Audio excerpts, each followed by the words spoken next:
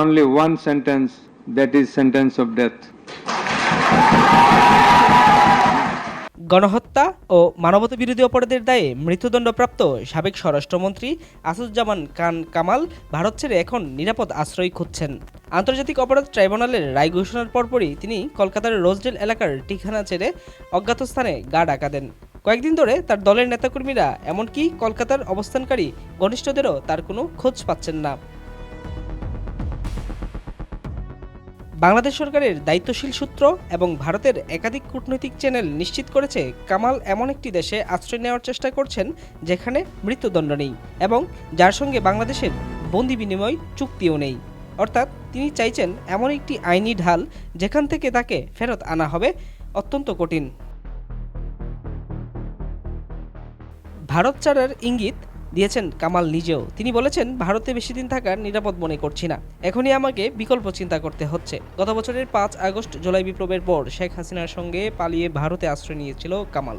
জুলাই গণহত্যার মামলায় 17 নভেম্বর আন্তর্জাতিক অপরাধ ট্রাইব্যুনাল শেখ হাসিনা ও কামাল উভয়ের বিরুদ্ধেই ফাঁসিতে ঝুলিয়ে মৃত্যুদণ্ড কার্যকরের রায় দেয়।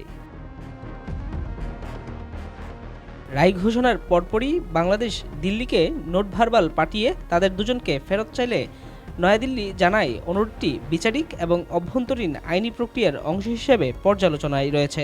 এর মধ্যেই দিল্লিতে অনুষ্ঠিত আঞ্চলিক জোটের সম্মেলনে অংশ নেন বাংলাদেশের নিরাপত্তা উপদেষ্টা ডক্টর খলিলুর রহমান। 19 নভেম্বর ভারতের জাতীয় নিরাপত্তা উপদেষ্টা অজিত দোভালের সঙ্গে তার গুরুত্বপূর্ণ বৈঠকে হাসিনা ও কামালের প্রত্যাবর্তন নিয়ে বিস্তারিত আলোচনা হয় বলে জানিয়েছে কূটনৈতিক সূত্র।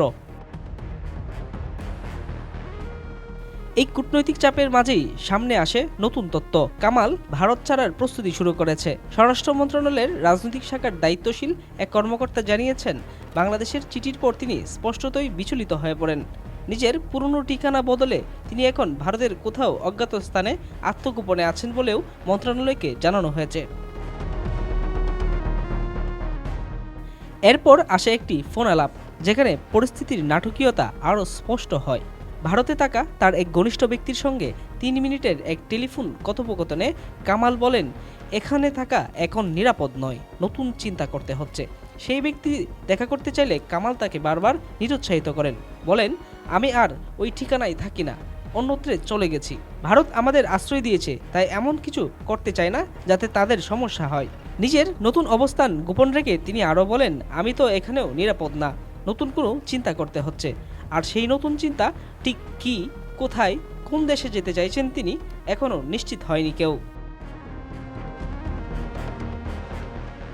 তবে সংকেত স্পষ্ট, আন্তর্জাতিক ট্রাইব্যুনালে মৃত্যুদণ্ড ঘোষণার পর আসাদুজ্জামান খান কামাল এখন ভারতও ছাড়ছেন আর খুঁজছেন এমন একটি জায়গা যেখানে আইন, কূটনীতি বা চুক্তির কোনো পথেই তাকে আর ফিরিয়ে আনা যায় না। সাব্বির আরাফাত, ঢাকা বয়েস 24,